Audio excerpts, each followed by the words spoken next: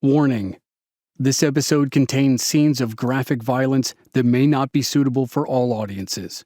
Listener discretion is advised.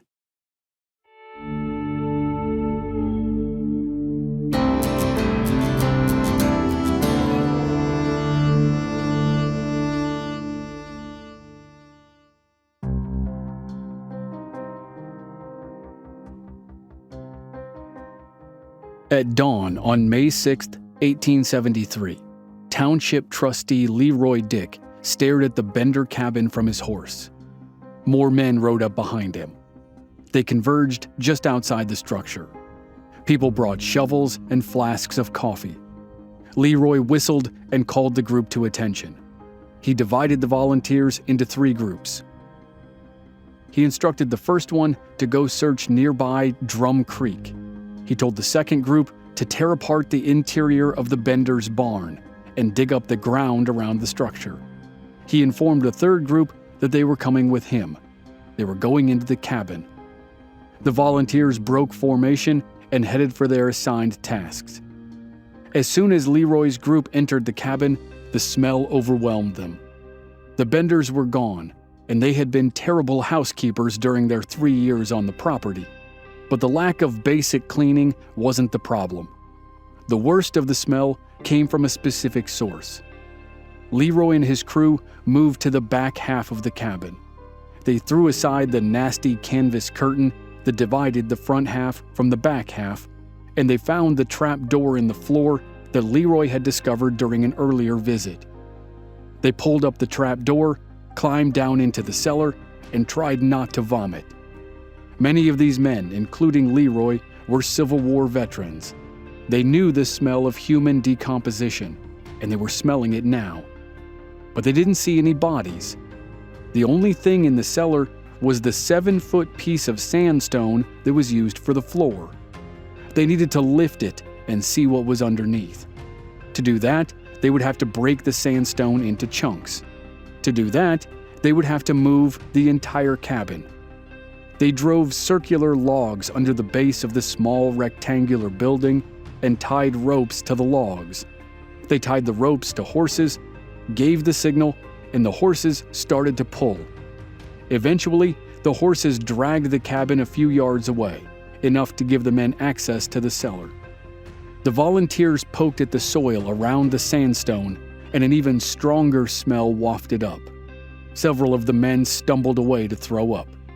The town doctor announced that the soil was drenched with human blood, both new and old. There were no bodies, but there certainly had been at some point. The search party dug around the immediate area of the cabin, but they found nothing until sunset. Then, a man named Edward York moved toward the apple orchard. He spotted an irregularity in the topsoil among the saplings. He asked someone to bring him a metal rod. He pushed it hard into the dirt. At about 4 feet deep, it encountered resistance. Pulling it out, a horrible odor came with it. Leroy and other men hurried over to dig. Minutes later, Leroy's shovel found a heavy, lifeless weight beneath the soil. It was the upper body of a man. He was one of the more recent victims, which was why Edward York was able to recognize him immediately.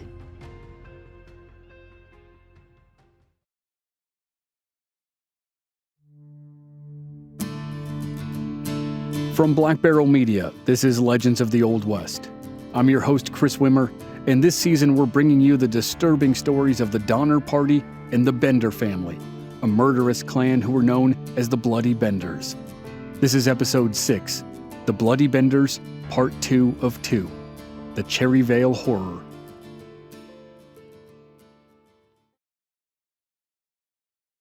In 1872, farmer George Longcore lived in Rutland Township, Kansas, in the next county over from Labette County. For 18 months, he had taken care of his daughter, Mary Ann, mostly by himself. She was 18 months old, and George's wife had died during childbirth.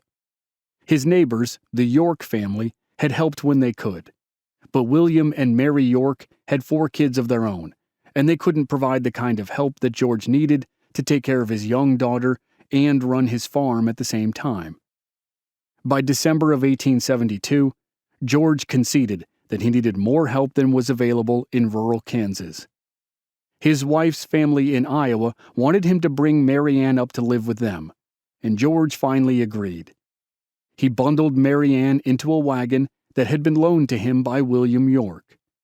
They headed northeast and stopped at the Bender cabin to rest along the way. About 6 weeks later, in late January of 1873, William York received a letter from George's in-laws in Iowa.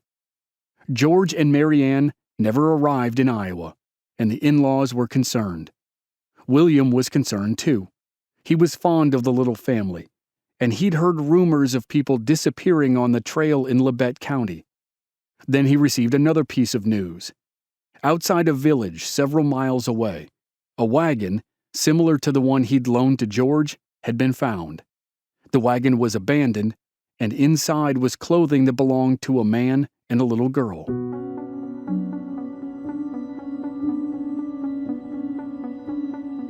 On March 4th, William York said goodbye to his family and set out to search for the Longcors. When he reached the site of the abandoned wagon, he confirmed it was the one he'd loaned to his friend 2.5 months earlier. The wagon was not on the route that George had said he would use to go to Iowa, so William knew there had to be foul play. Frustrated, William returned home and packed up for a more substantial investigation. He told his wife that regardless of whether or not he found them, he'd return by March 18th. He also notified his sheriff of his mission. On or about March 10th, he set out to the northeast. William York traveled all the way to Osage Mission, 45 miles away. No one had seen the Longcors. He spent the night at a lodging house, and in the morning, he headed back down south. William York never arrived home. March 18th came and went. Mary York was despondent. She called on her husband's brother, Alexander York, who was a state senator. Alexander contacted a third brother, Edward. Edward and Alexander went to Osage Mission, the last place anyone had seen their brother. Then they started working their way south. About halfway between Osage Mission and Cherryvale was a town called Parsons. In Parsons, the brothers received a credible description of their brother from a general store owner. The owner may have even told them that their brother had planned to stay at the Bender cabin down the trail. Satisfied he'd been there recently, they searched the area. Someone suggested they add a person to their search team, a man who was familiar with the Osage Trail. That person was Leroy Dick, a township trustee in Labette County. Leroy was relieved to hear from the York brothers. For nearly 18 months, he'd hoped that the disappearances in and around his county would resolve themselves, but they never did. He was happy to join forces with Senator York and his brother. Edward York was blunt and asked the question, did Leroy know of anyone in the area who seemed suspicious? Leroy thought long and hard before replying. People on the frontier were quick to spread gossip and unfounded stories, but he had to say it. He'd been hearing complaints about the Benders for almost 2 years now. He talked about the complaints about the Bender seances, missing horses in town, the missing people from the trail, and the generally strange behavior. Lastly, he recounted the theft of jewelry and cashier's checks from 2 German women who had stayed with the family. Leroy hadn't seen the older Benders for a few months, but the York brothers were sold. There seemed to be plenty of probable cause to have a chat with the Bender family.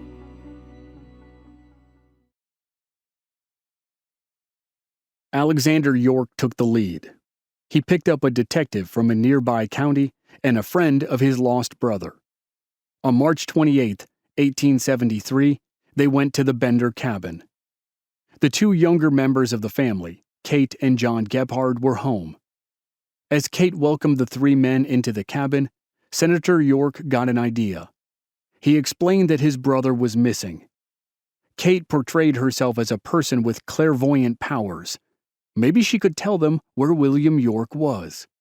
Kate invited them to sit down. York did so, but the other two men remained standing. Kate began to sing out a jumble of Latin and German. The senator was patient, but the other men weren't. John Gebhard sensed their anxiety. He interrupted and said he'd been shot at the previous Christmas, near a spot where the body of a missing person had been found. He insisted that they follow him down to the spot. Kate urged them to do so, and she said she needed about a week or so to consult with the spirits about a case as big as the one Alexander York had presented. They should come back then. Gebhard talked non-stop about how someone tried to kill him by his creek the previous winter. Later, the men realized he was just trying to deflect and keep them from searching the property. But at this moment, they thought he was just simple-minded.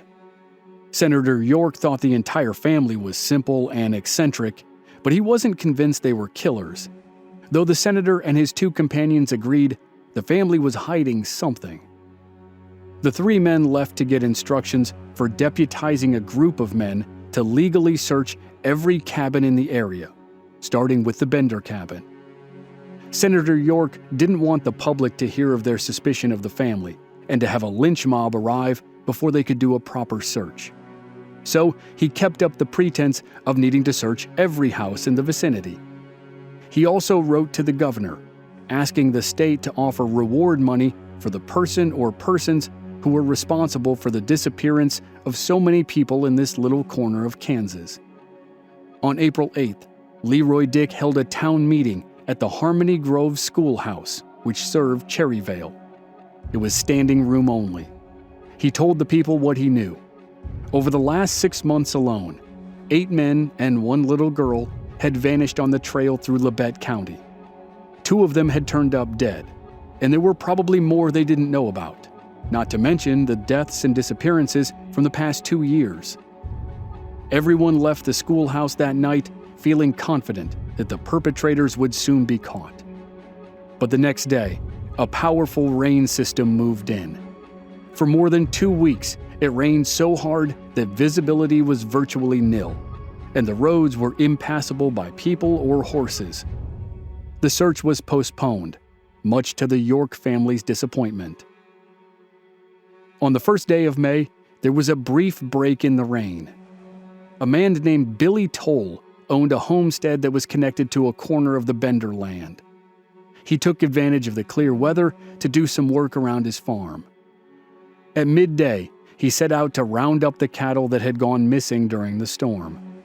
He rode past the Bender cabin, and when he approached, he heard a high-pitched whine from an animal.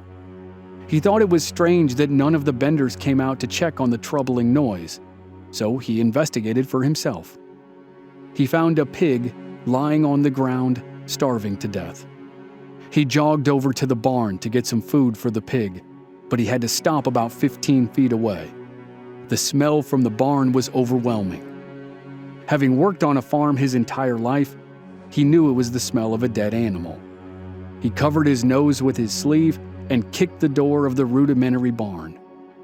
He was immediately hit by a wall of flies. A dead calf lay on the floor of the damp and putrid enclosure. He managed to grab a bag of feed for the pig, and by now he was furious about the mistreatment of the animals. Billy Toll stalked over to the Bender cabin.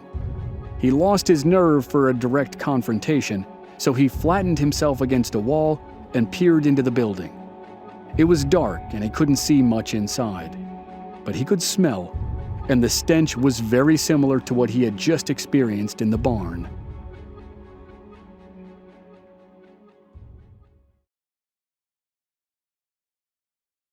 Billy Toll rode away and informed 2 of his friends, who agreed to go into the cabin with him.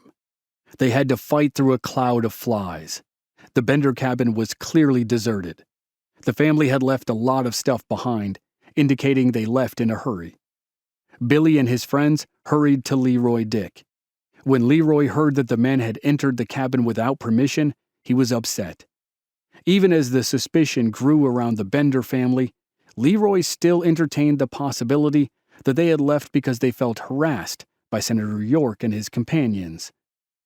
All the same, if the Benders were gone, It was up to Leroy to take a full inventory of the home and its goods. He would eventually have to sell the place, or, God forbid, make sure everything was accounted for if the Benders suddenly came back. But deep down, he felt sure they were guilty of something and he wanted to go look around. On May 5th, 1873, Leroy went to the Bender homestead. He was halted by the same smell that hit Billy Toll. But as a Civil War veteran, Leroy knew this was not just from a dead calf in the barn. It was human decomposition, and he figured he might have stumbled into the final resting place of William York. Then he noticed a huge mound of manure piled against the side of the barn. A closer look told him it wasn't manure, it was topsoil, and a lot of it.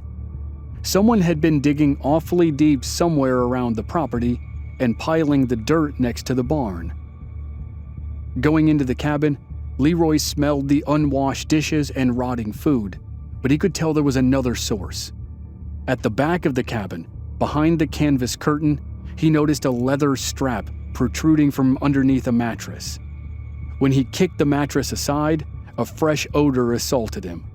He pulled the strap and opened a trap door. He peered down into a cellar until the smell of it became unbearable. He didn't see any bodies, but they had to have been there at some point. Leroy closed the trap door and stepped back. He looked around while gathering his senses. He knelt by the stove to see if he could figure out how recently it had been used. Then he discovered the hammers. There were 3 of them, stuffed underneath the oven. One was a 3-inch claw hammer. The second had a longer handle and an elongated head. The last was a homemade sledgehammer, and it was heavy. The hammers, along with the smell in the cellar, made him extremely suspicious. He wrapped up the hammers in newspapers and packed them into his saddlebags. Riding off toward his home in town, he passed 2 local men. He told them of his discoveries. The 2 men reminded him of a recent news article. A funny-looking wagon had been discovered broken up and abandoned in a nearby town a few weeks earlier. Leroy rode home, and a few hours later, one of the men he'd met on the trail showed up at his house. The man said he had ridden out to the spot of the abandoned wagon and inspected it. He believed it was the Bender wagon, which seemed to confirm that they were gone. Leroy was back at the Bender farm before dawn the next morning. A dozen or so volunteers rode up to help him search the property. He split them into groups, gave them their orders, and they started their work. They searched the nearby creek. They searched the barn. They pulled the cabin off of its foundation to gain access to the cellar. A local doctor examined the floor of the cellar and said there was evidence of blood everywhere. But there were still no bodies. Then, Edward York found a horse bridle wedged behind the ramshackle grocery counter inside the Bender house. It belonged to his missing brother William. He moved outside and looked beyond the throngs of people who were digging haphazardly around the front of the cabin. His gaze fell on the apple orchard. He walked out to the saplings and saw the disturbed soil. He poked around the soil with a metal rod and soon uncovered the body of his brother William. Some men gently led Edward York away and promised to carefully exhume William's body for a proper burial. When William's body was out of the ground, the doctor examined it. The back of William's head had been smashed in, probably with something like a hammer, and there was a deep gash in his throat. And after that discovery, it didn't take long to find the other bodies.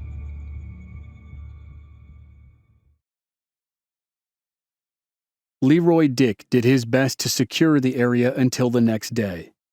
Then, at sunup, scores of men and women descended on the property. Word of possible atrocities on the Bender farm spread quickly, and everyone wanted to see. Local officials tried in vain to keep people beyond a perimeter of the cabin. Billy Toll poked around a place in the ground that he thought looked different from its surroundings. Pushing a pole deep into the ground released a smell that made him gag. He'd found another body. Leroy ran over to look and nearly passed out. It was his wife's cousin, Henry Mackenzie, who had gone missing 6 months earlier. Just like William York, Mackenzie's head was bashed in and his neck was sliced. He was naked except for a white undershirt. Though Mackenzie had been married for years, he liked the company of pretty women. Leroy and his wife theorized that Kate Bender had lured Mackenzie into the home. After he was killed, they stole the expensive, flashy clothing that he always wore. After the discovery of Mackenzie, the rest happened fast. Searchers found the bodies of William McCroddy and Benjamin Brown, both of whom disappeared the previous year. Then there were 3 more bodies discovered. Johnny Broyle's body was discovered stuffed down the Bender's well. As horrible as those discoveries were, the discovery of bodies number 7 and 8 were worse. Those were George Longcore and his young daughter Mary Ann, who was 18 months old when they went missing. George's throat had been cut so deeply that his head fell at an unnatural angle. Mary Ann's body was in the grave with her father. The doctor found no marks on her body and no signs of strangulation or cutting. He was left with the heartbreaking conclusion that she had been buried alive. After examining all of the victims and the scene, the doctor gave his opinion as to what had happened over the previous 2 years or so. People would stay at the Bender cabin because of its convenient location, or Kate Bender or John Gephardt would lure them to the premises with promises of speaking to dead relatives. Kate had advertised herself to the community as a spiritualist who communicated with the dead, and she held strange seances at the cabin. When desperate people fell into the trap and agreed to a seance, Kate would station them at the table with their backs to the canvas curtain that separated the front half of the cabin from the back half. Then, Pa Bender or John Gephardt or both would sneak up on the unsuspecting victims from behind the curtain. They would hit the victims in the head with a hammer to knock them out. Ma Bender and Kate would steal anything of value. Someone would cut the victims' throats and then push them down into the cellar. Finally, at night, away from any possible witnesses, they would bury the victims in the apple orchard behind the house. The discoveries caused a sensation. On May 15th alone, more than 3,000 people visited the scene of the Cherryvale horror. Newsmen flocked to the prairie from as far away as New York and Chicago. The papers dubbed the scene Hell's Half Acre, and the hunt for the Benders started even before the last body was exhumed. State Senator Alexander York offered a $1,000 reward for information leading to the family's arrest. He also secured a $500 reward from the state of Kansas, which then increased to $2,000. With the Benders in the wind, rumors of accomplices swirled. How could one family accomplish something so diabolical without help? The town suspected Rudolph Brockman, co-owner of a trading post, who had welcomed them in the first place. He would be in a position to sell stolen items. Mostly, though, they suspected him because he was German, like the Bender clan. Authorities arrested a traveling preacher and a couple who lived just west of the Benders because they had attended more than one seance at the cabin. Ultimately, the accusations and the rumors were hollow and false, and all of the accused were released. A search party traced the Benders to the nearby town of Thayer, about 12 miles to the north. The family purchased tickets on a northbound train to Humboldt, Kansas, which had connecting trains to Texas and Missouri. The train's conductor seemed to remember the group. He said Ma and Pa Bender took a train to St. Louis. John Gephardt and Kate Bender took a train south to the Red River country near Denison, Texas. But from there, details became scarce.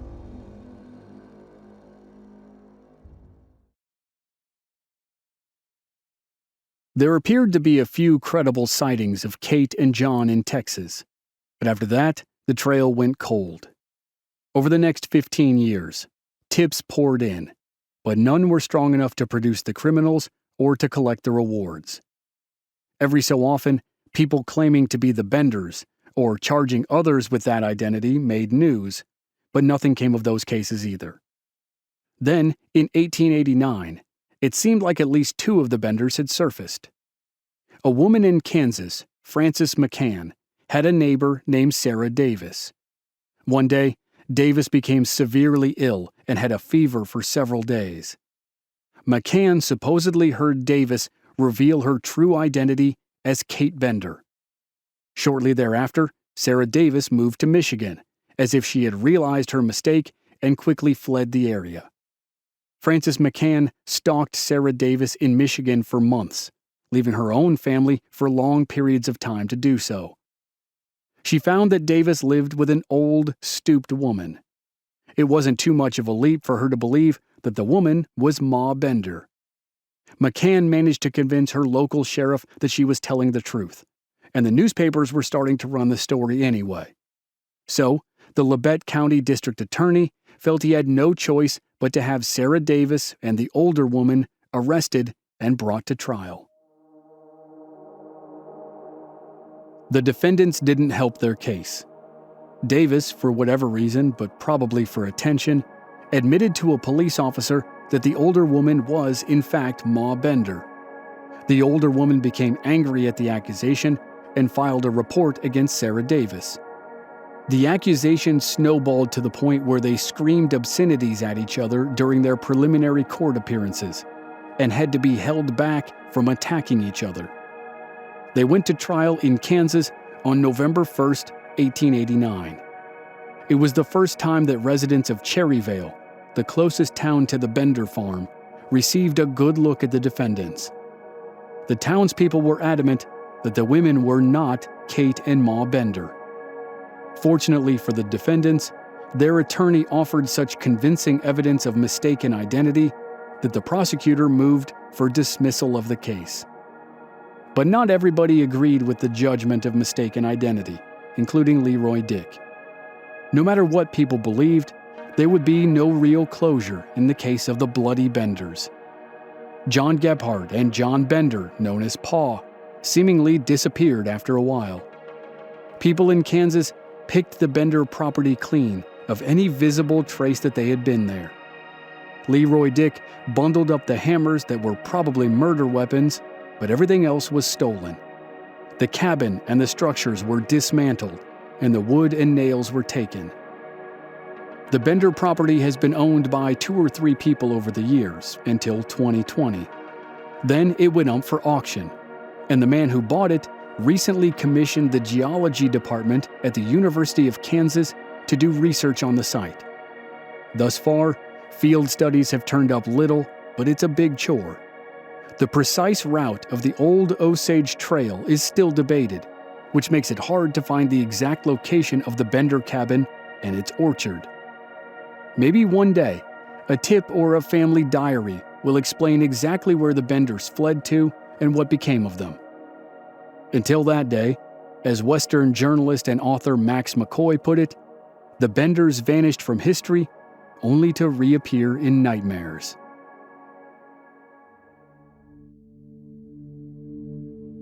Next time on Legends of the Old West, it's a companion series to the stories of Wild Bill Hickok and Texas Jack Omohundro, though it's one that obviously stands on its own. It's the story of the iconic scout, frontiersman, and entertainer, the man, the myth, the legend, Buffalo Bill Cody. That's next time on Legends of the Old West.